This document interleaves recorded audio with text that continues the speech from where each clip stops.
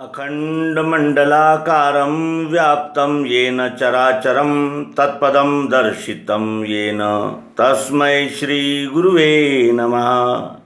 अज्ञानान्धस्य लोकस्य ज्ञानाञ्जनशलाकया चक्षुरुन्मीलितं येन तस्मै श्रीगुरुवे नमः।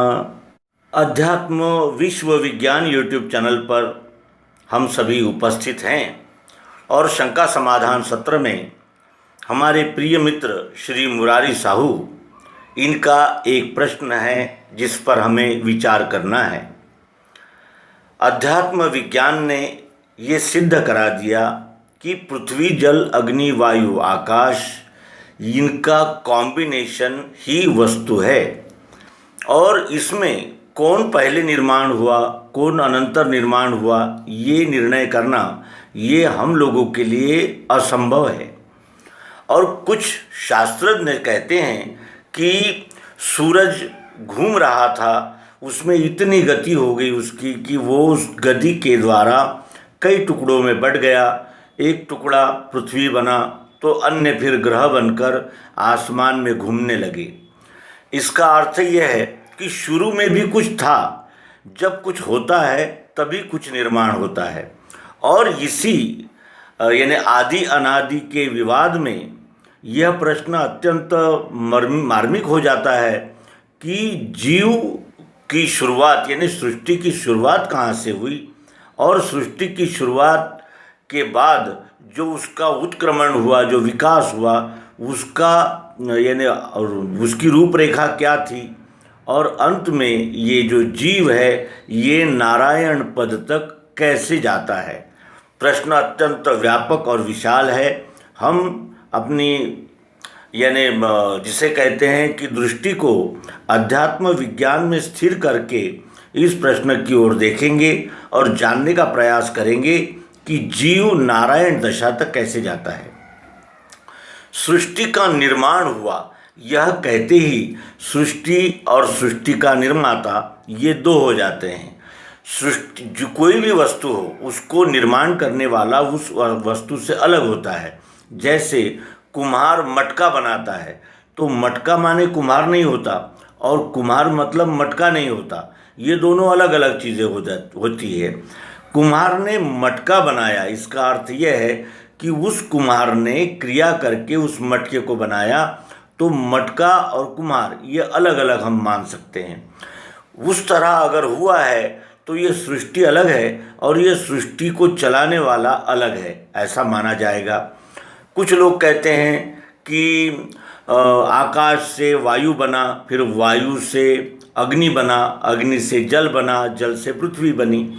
इस प्रकार की वो यानी एक सारणी तैयार करते हैं कि किस तरह इस विश्व का उदय हुआ होगा। यहाँ उदय हुआ होगा ये कहा जा सकता है, ऐसा ही हुआ ऐसा नहीं कहा जा सकता। और हम प्रयोग में देखते हैं कि ये वस्तु कॉम्बिनेशन का नाम है। इसमें पृथ्वी है, जल है, अग्नि है, वायु है और आकाश भी है। ये कॉम्बिनेशन है, इसमें से कोई भी एक तत्व अलग नहीं किया जा सकता। ये संपूर्ण का नाम ही वस्तु होता है। वस्तु का नाम लेते ही वस्तु में संपूर्ण का समावेश हो जाता है। अब ये कहें कि सबसे पहले इस वस्तु में क्या आया, तो ये तो कोई बात ही नहीं हो सकती, क्योंकि इसको अलग अलग किया ही नहीं जा सकता। तो ये समुच्चय का नाम जब वस्तु है तो इसका अर्थ ये है कि ये विश्व जो है ये इसका विकास हुआ, इसका निर्माण नहीं हुआ, इसका विकास हुआ। और वो विकास धीरे धीरे पूर्ण विकास होकर फिर वापसी की ओर बढ़ता है, यानी फिर अपने मूल स्वरूप की ओर जाता है। इसमें लाखों करोड़ों वर्ष लगते हैं और इसका अंदाज़ा कोई नहीं लगा सकता कि ये कब इसका यानी विकास हुआ यानी उदय हुआ और कब इसका लय होगा, क्योंकि ये अनादि है। जो अनादि है, जिसकी शुरुआत नहीं समझ में आती, उसके अंत के विषय में भी हम कुछ नहीं कह सकते। लेकिन ये अवश्य है कि ये धीरे धीरे उसका विकास हुआ है और ये विकसित हुई जो विश्व की यानी रचना है उसी को सृष्टि कहते हैं। और सृष्टि से सृष्टिकर्ता अलग नहीं हो सकता। अगर सृष्टि से सृष्टिकर्ता अलग होता है तो वो सृष्टि को जो एक स्वरूप आया है कि वो स्वयंभू है, स्वयं नियंत्रित है, स्वयं संचालित है, तो इसमें कहीं ना कहीं बाधा आती, क्योंकि कर्ता, क्रिया और कर्म ये तीनों का जो लय है वो वस्तु में होता है। यानी विश्व है तो ये सब एक ही साथ था, केवल वो क्रमशः विकसित हुआ, क्रमशः उदित हुआ। जैसे ये शरीर में अभी जो जीवात्मा बोल रहा है ये व्यक्त हुआ है, फिर ये अव्यक्त हो जाएगा, यानी दिखेगा नहीं लेकिन रहेगा, लेकिन फिर वो अपने पिता के द्वारा माता में जाकर फिर व्यक्त होगा। यानी व्यक्त होना और अव्यक्त होना, इस प्रकार की ये क्रिया सतत जारी रहती है, इसमें कोई खंड नहीं होता। वही भूमिका इस विश्व को जानने में भी हमारे काम में आती है कि ये विश्व कभी निर्माण नहीं हुआ, ये विश्व था ही, लेकिन वो सुप्त और व्यक्त और अव्यक्त, इस प्रकार रूपांतरण कार्य इसका सतत चलता रहता है। तो आइए अब जो मूल प्रश्न है कि जीव यानी सृष्टि में जीव कैसे आया, तो इसके विषय में अध्यात्म विज्ञान कहता है कि जब मैं और जीव और जीवन, इस प्रकार की जो दो भावनाएं तैयार होती है, वहीं से इस जीव का प्रवास शुरू होता है। जैसे जीवन तो था, लेकिन मैं जीऊं ये भावना आते ही फिर ये जीव जो है वो जीव सृष्टि से अपने आप को विभक्त मानने लगा, अलग मानने लगा। भगवान वेदों के उदाहरणों से सिद्ध करते हैं कि एको हम बहुश्याम, वो एक ही है लेकिन बहुत हो गया है। क्योंकि जैसे हम एक ही है, लेकिन हाथ की दृष्टि से, पाँव की दृष्टि से, नाक की दृष्टि से हम ही अलग अलग अवयव में उपस्थित हो गए हैं। क्या ये हाथ, पाँव, नाक ये हमसे अलग है?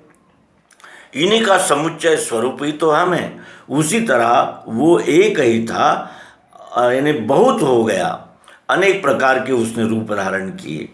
इस प्रकार इस विश्वरूप विधाता को जाना जाता है। उसके अनंतर शुरुआत हुई मैं जीऊं, ये दो भाग हो गए।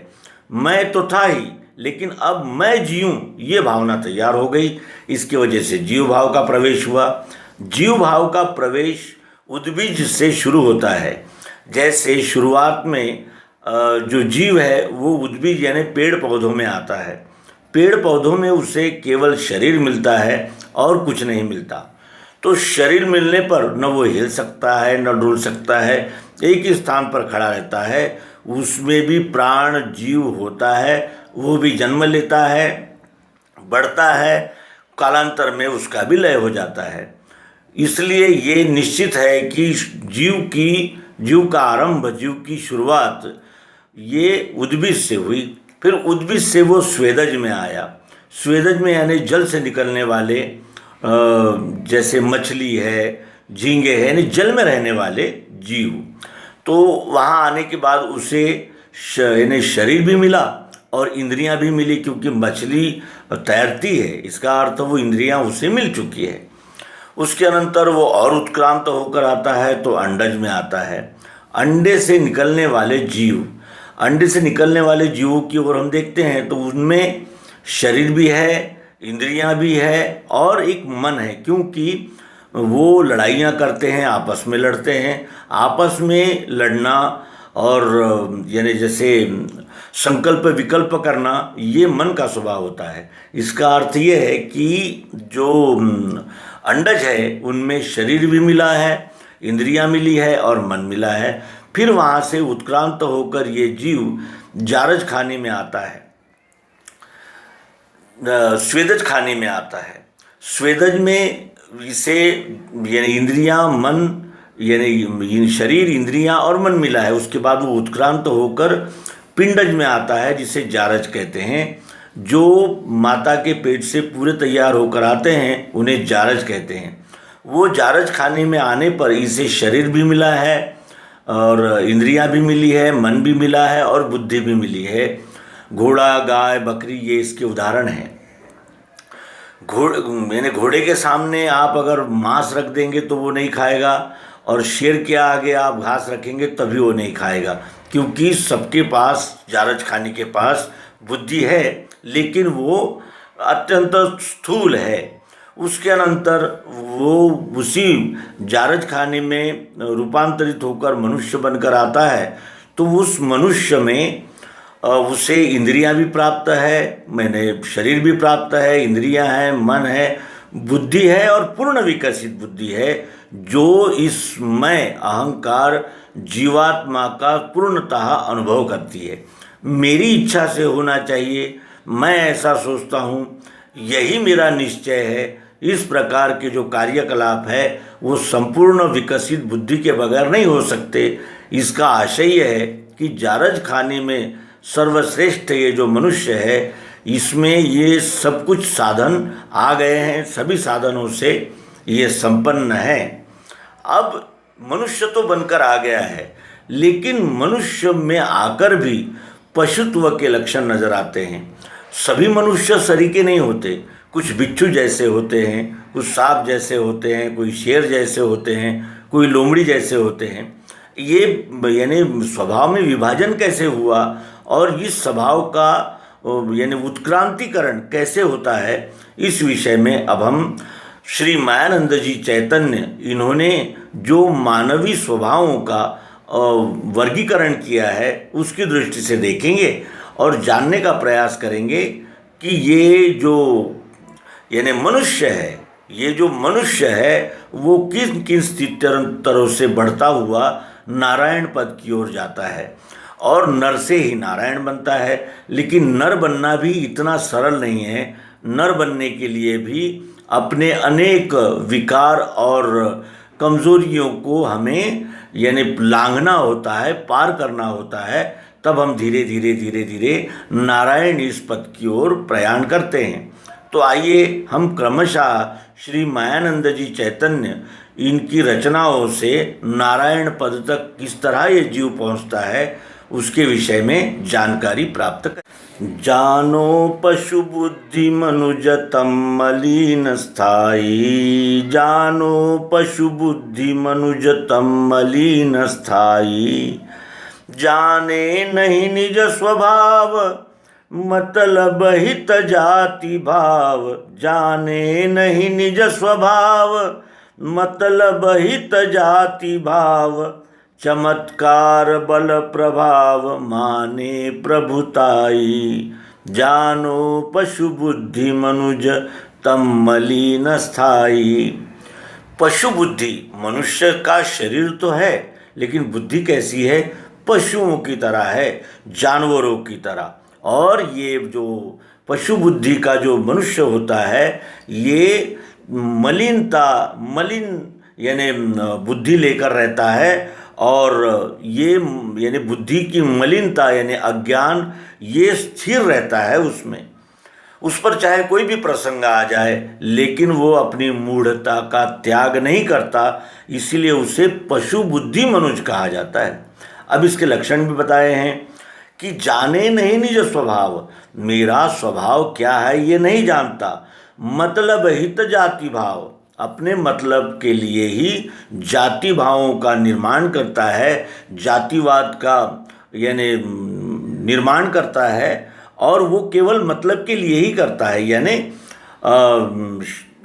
जो व्यवहार है, सामाजिक व्यवहार है, इसके लिए वो जाति भाव का निर्माण करता है।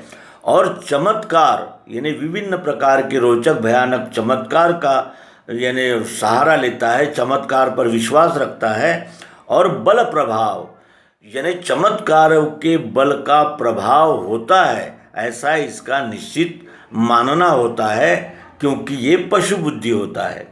इंद्रिय भोगार्थ पर्व, कोई भी पर्व हो, केवल इंद्रियों के भोग के लिए ही अनेक प्रकार के पर्व निर्माण हुए हैं, ये इसका दृढ़ विश्वास होता है। कर्म क्रिया सहित गर्व, कोई भी कर्म करे, कोई भी क्रिया करे, उसके साथ मैं करता हूँ, इस कर्तृत्वपने का अभिमान उस पशु बुद्धि मनुष्य को रहता है।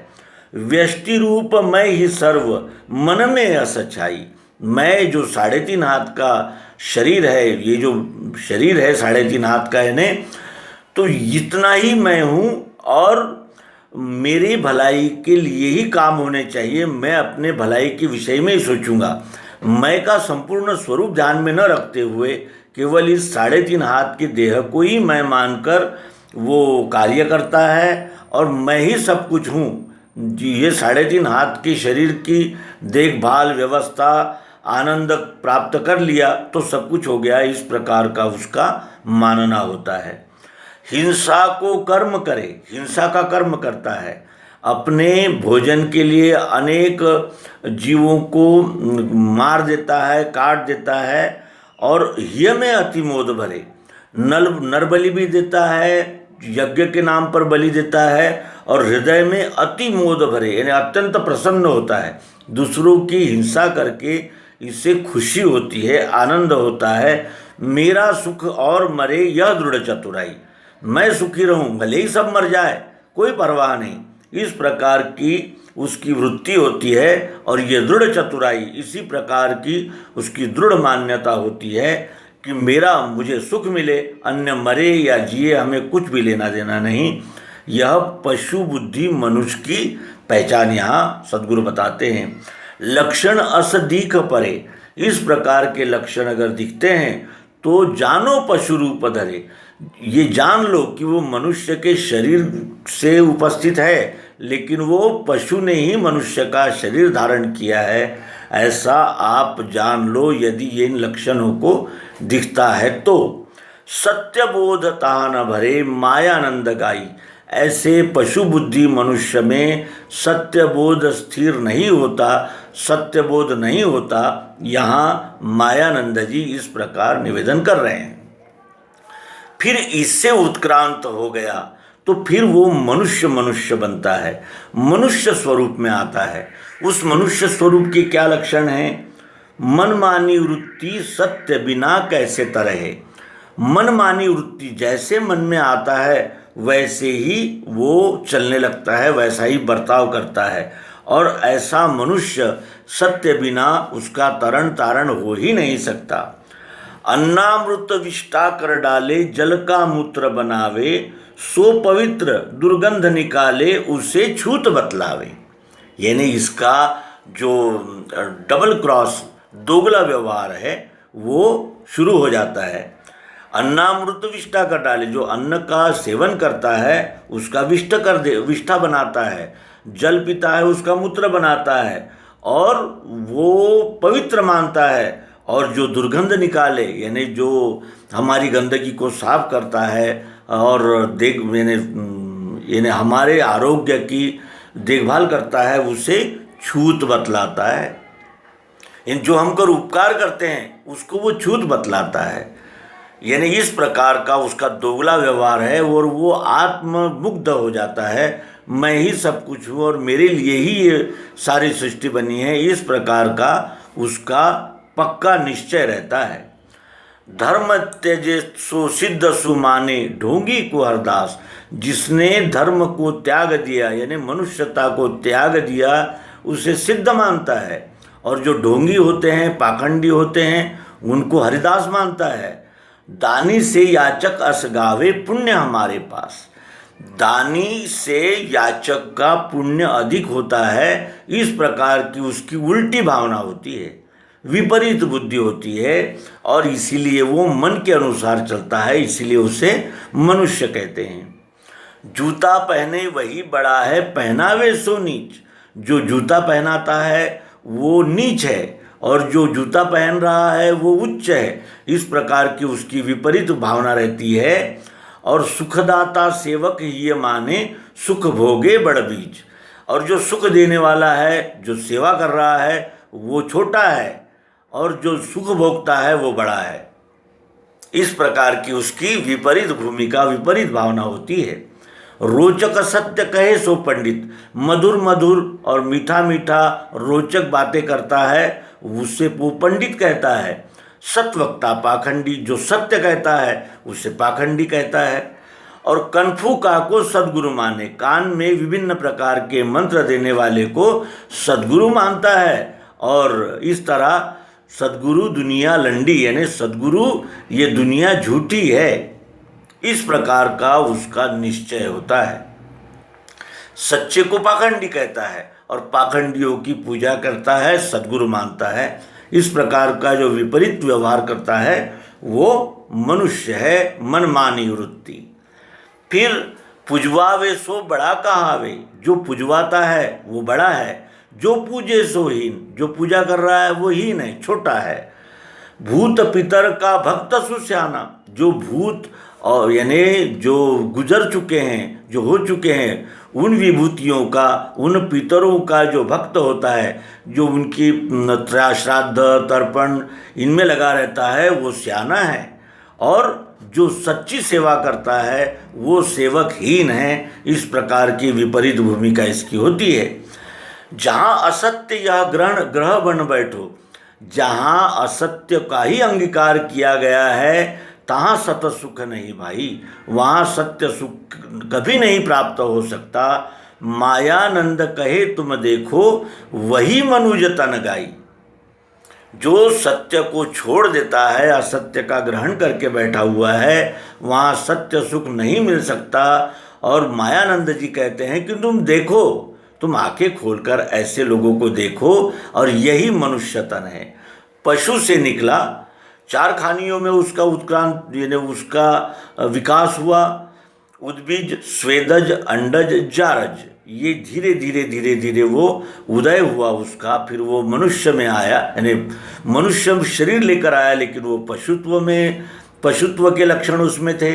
फिर वहाँ से वो उत्क्रांत हुआ, फिर वो मनुष्य बना, मन के अनुसार चलने लगा, मनमानी वृत्ति में फंस गया। उसके अनंतर अब उसको वो मनुष्यता की जो वृत्ति थी, जो यानी संकुचित व्यष्टि भावना थी, उसको लांघ कर जब उसने विकास को प्राप्त किया तो उसके क्या लक्षण होते हैं, जिससे उन्होंने नर संज्ञा दी है, और नर ही नारायण बनते हैं। मनुष्य के उत्क्रांति के ये यानी टप्पे हैं, ये सोपान है, ये सीढ़ियाँ हैं। और इस सीढ़ियों से आगे बढ़ता हुआ जब वो यानी मनुष्य यानी पशु स्वभाव से मनुष्य स्वभाव से उत्क्रांत होकर जब वो नर स्वरूप के लिए नर स्वरूप में उपस्थित होता है, तो उसके क्या लक्षण होते हैं, वो श्री मायानंद जी चैतन्य अपने नर स्वरूप इस रचना में बताते हैं कि लखो अब नर तनु है असगाई, ज्ञान योगी की है ये कमाई। अब नर तन को देखो इस प्रकार है कि ज्ञान योगी की है ये कमाई। जो ज्ञान का कर्म से योग कर लेते हैं, जो ज्ञान की प्राप्ति के लिए सदैव प्रयत्नशील रहते हैं और ज्ञान का स्वयं से योग कर लेते हैं, यानी ज्ञान को प्राप्त कर लेते हैं, उनकी ये कमाई है। ये किसी ने दी हुई दान दक्षिणा नहीं है। ये नर स्वभाव जो मिलता है, नर स्वरूप जो है, ये उस जीव के कर्म का ही फल है। ये जीव के प्रयत्न का ही यानी उपार्जन है। ये कर्म से ही प्राप्त होने वाला स्वरूप है। इसका स्पष्ट निर्देश यहाँ कर रहे हैं कि ये नर तन में आने के लिए, नर भूमिका में आने के लिए इस जीव को इन सभी स्थित्यंतरों को पार करना पड़ा है।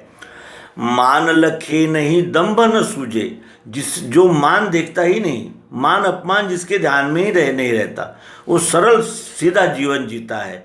क्योंकि अब उसके पशुत्व के और मनमानी वृत्ति के संस्कार नष्ट हो गए हैं, इसलिए अब वो स्थिर नर बुद्धि धारण करके बर्ताव करता है, तो उसमें ये परिवर्तन दिखाई पड़ते हैं।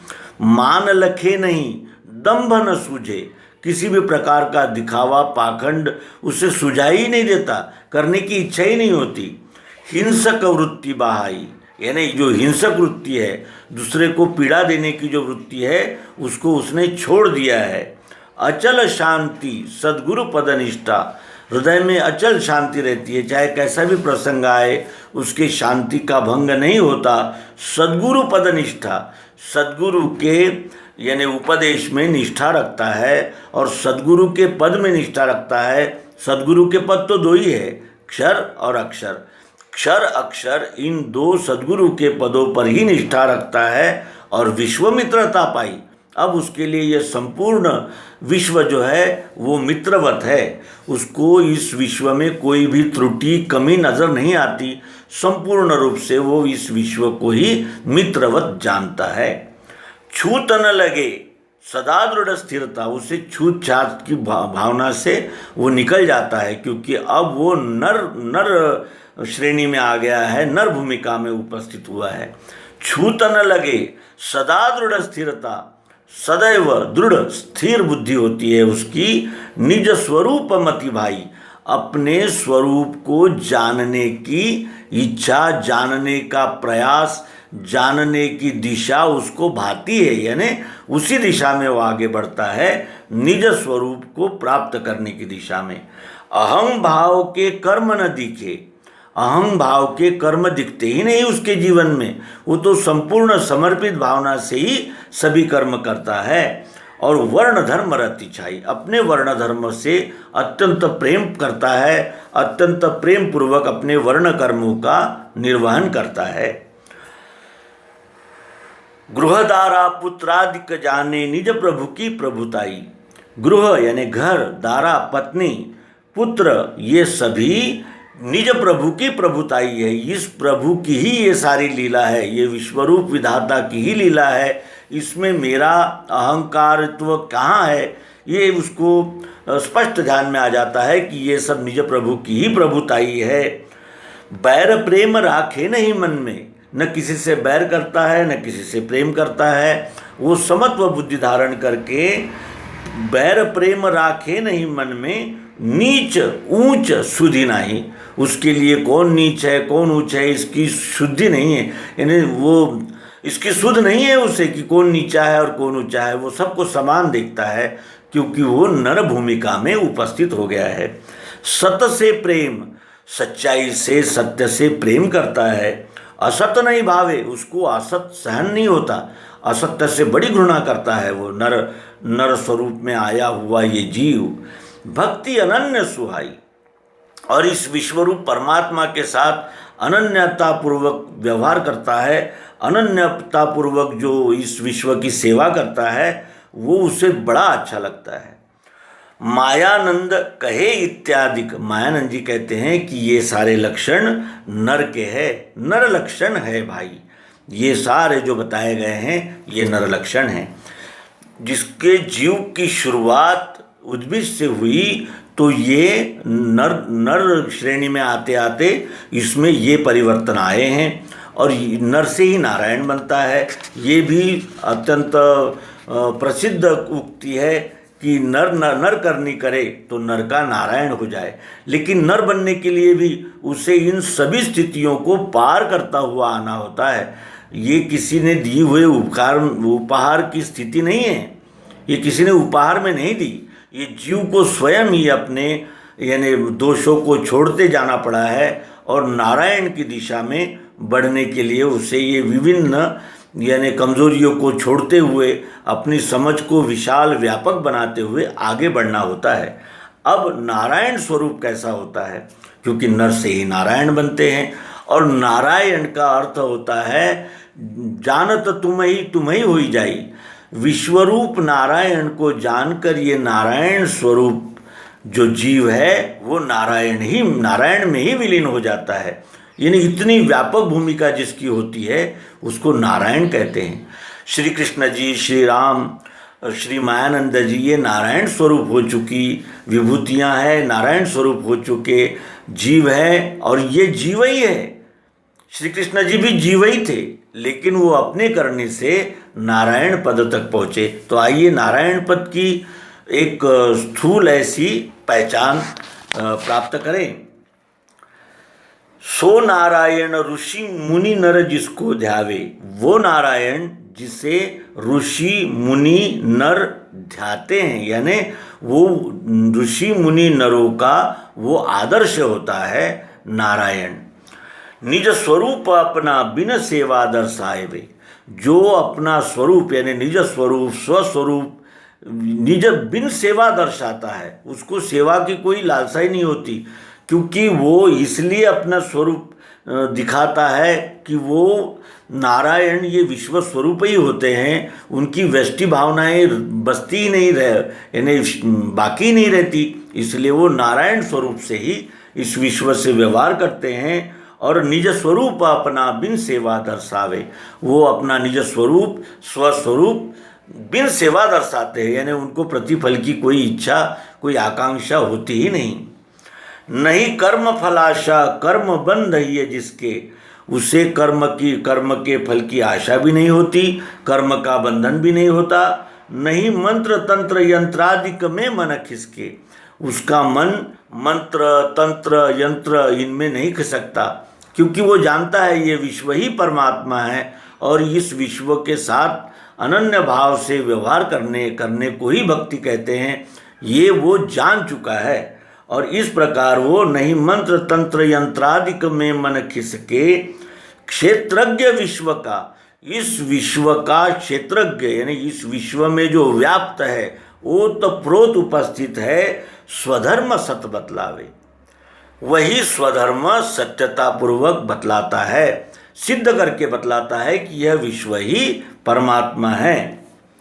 धर्म के 4 पद फिर से वही चलावे, धर्म के 4 पद है, ज्ञान विज्ञान, न्याय रक्षा, व्यापार गोपालन और सेवा, ये धर्म के 4 पद है। इन्हीं 4 पदों से धर्म चलता है, यानी मनुष्यता की, मानवता की, सृष्टि की सेवा इन 4 ही पदों से होती है। धर्म के 4 पद फिर से वही चलावे, देखे नहीं निज में जन्म मृत्यु का फेरा, वो अपने आप में जन्म मृत्यु का यानी फेरा नहीं देखता, यानी ये जन्म और मृत्यु ये जीव की भावना है, यहाँ कुछ भी निर्माण नहीं होता और किसी का भी नाश नहीं होता, केवल रूपांतरण होता है, व्यक्त अव्यक्त, सुप्त व्यक्त, सुप्त चेतन, इस प्रकार का ये सतत रूपांतरण जारी रहता है। ये शरीर भी व्यक्त हुआ है, फिर अव्यक्त हो जाएगा और फिर उस अव्यक्त में से फिर व्यक्त हो जाएगा, यानी यहाँ कभी किसी चीज़ का नाश नहीं होता। इस प्रकार वो यानी स्थिति को जानता है। प्रकृति के गुणों का कार्य जगत सभेरा, सतोगुण रजोगुण तमोगुण, ये प्रकृति के गुण ही कार्य कर रहे हैं, ये वो अच्छी तरह से जानता है। भूमिका सप्त का साक्षी भग स्थिर पावे, सप्त भूमिकाएं हैं, ऋषि मुनि देवर्षि महर्षि विभूति संत, इस प्रकार की 7 भूमिकाओं का वो साक्षी होता है, यानी उन भूमिकाओं का दृष्टा होता है, साक्षी होता है। भग स्थिर पावे, और तब वो ये जो उत्पत्ति स्थिति लय का जो चक्र है उसे स्थिरता पूर्वक वो जानता है, उसमें यानी उसको वो अनुभव द्वारा परख लेता है। व्याहृति श्रुति की जिसका पद ही लावे, यानी श्रुतियों ने वेदों ने जो व्याहृति कही है वो उसी के पद का वर्णन है। सहस्त्र शीर्षा पुरुषा सहस्त्र पादा सहस्त्रशाह, ये क्या है? ये उस नारायण भूमिका का वर्णन है। व्याहृति श्रुति की जिसका पद ही लावे, नहीं आदि अंत अरु मध्य स्वयंभू स्थाई, जिसे आदि नहीं है, अंत नहीं है, मध्य नहीं है, जो स्वयंभू है, स्थाई है। इस प्रकार विश्व भूमिका से वो यानी एक रस हो जाता है। गावे जिसकी श्रुति स्मृति पुराण चतुराई, और जिस नारायण भगवान की श्रुति स्मृति पुराण चतुराई गा रहे हैं। हम देखते हैं कि भागवत में श्री राम श्री कृष्ण जी इनके चरित्र का वर्णन किया है। क्यों? क्योंकि ये नारायण पद तक यानी इन्होंने प्राप्त कर लिए हुए, अवतार पद को प्राप्त किए हुए लोग थे, इसीलिए इनके चतुराई को किस गुण से कौन सा कार्य लेना चाहिए, धर्म की संस्थापना कैसे करनी चाहिए, इस प्रकार के जो उनके गुण ज्ञान चरित्र है, इसका श्रुति स्मृति पुराण चतुराई गा रहे हैं उनकी, नारायण भगवान की। सर्वत्र जिसे मुख कर पद पेट सुहावे, वो जानता है कि मेरे हाथ मुंह पैर ये सब चारों ओर है, जो सब दिख रहा है वो मेरा ही स्वरूप है। और जो बाहर भीतर अक्षर अक्षर दर्शावे, जो बाहर और भीतर क्षर और अक्षर इनका प्रत्यक्ष प्रायोगिक अनुभव देता है, उसे नारायण कहते हैं। क्षेत्रज्ञ क्षेत्र का साक्षी भाव दृढ़ स्थायी, इस क्षेत्र का यानी इस विश्व का, उसी तरह इस क्षेत्र का क्षेत्रज्ञ यानी जानने वाला, वो साक्षी भाव उसमें स्थायी रूप से दृढ़ रहता है, यानी वो कभी चलायमान नहीं होता, क्योंकि वो विश्व रूप ही बन चुका होता है। नारायण की भूमिका विश्व भूमिका होती है। लोकानुग्रह संग्रहित तनुदरसाई, यदा यदा हि धर्मस्य ग्लानिर्भवति भारत, अभ्युत्थानमधर्मस्य तदात्मानं सृजाम्यहम्, परित्राणाय साधूनां विनाशाय च दुष्कृतां, धर्म संस्थापनार्थाय संभवामि युगे युगे। लोकानुग्रह, धर्म की संस्थापना करने के लिए, पापियों का नाश करने के लिए, सज्जनों का रक्षण करने के लिए वो मनुष्य शरीर धारण करते हैं। लोकानुग्रह संग्रहित तनुदरसाई, जो रहे एक रस, जो एक रस रहते हैं, क्योंकि वो विश्व भूमिका में आ गए हैं। अब वो इंद्रियां, मन, शरीर, इन सभी भूमिकाओं के साक्षी हो जाने से वो विश्वरूप बन चुके हैं और वो एक रस रहते हैं। उनका समत्व कभी यानी डुलमुल नहीं होता और आता जाता नहीं, वो स्थिर रहता है। जो रहे एक रस नारायण कहलावे, वही नारायण कहलाते हैं। निज पद अस मायानंद सुदृढ़ सत गावे, इस प्रकार अपने निज पद को, निज स्वरूप को श्री मायानंद जी सुदृढ़ यानी विश्वास पूर्वक अनुभव युक्त बता रहे हैं। ये नारायण पद है। निज स्वरूप, अपने निज स्वरूप की पहचान करा देने वाले को ही नारायण कहते हैं। और नारायण पद प्राप्त करने के लिए भी सद्गुरु की आवश्यकता होती है। और नारायण विश्वरूप ही बन जाते हैं, क्योंकि वो इन सभी स्थित्यंतरों को पार करते हुए अपने व्यष्टि अहंकार को इस विश्व यानी परमात्मा में लय कर देते हैं, विलीन कर देते हैं और वो नारायण बन जाते हैं। नारायण ही विश्वरूप में लय को प्राप्त करते हैं। हमने जीव की उत्क्रांति की यह एक रचना प्रणाली यथामति आपके समक्ष प्रस्तुत की। विषय अत्यंत गहन है, बहुत विस्तृत ऐसा ये विषय है। इस विषय में जितना यानी स्पष्टीकरण देते जाएं उतना कम यानी दर्शित होता है। इसीलिए हम अपने पाठकों से पुनः प्रार्थना करेंगे कि वे पद्य संग्रह में श्री मायानंद जी चैतन्य इनके पदों का विशेष अभ्यास करें और हम भी यथा समय इन विषयों को विस्तार रूप से समझाने का प्रयास करेंगे। तो यहाँ आध्यात्मिक शंका समाधान के इस अंक में हमने जीव की उत्क्रांति और जीव का नारायण पद तक जो प्रवास होता है उसके विषय में यथामति चर्चा की। आप सब कमेंट बॉक्स में आकर हमारा उत्साहवर्धन करेंगे। इसी अपेक्षा के साथ नर्मदे हर सद्गुरु भगवान की जय।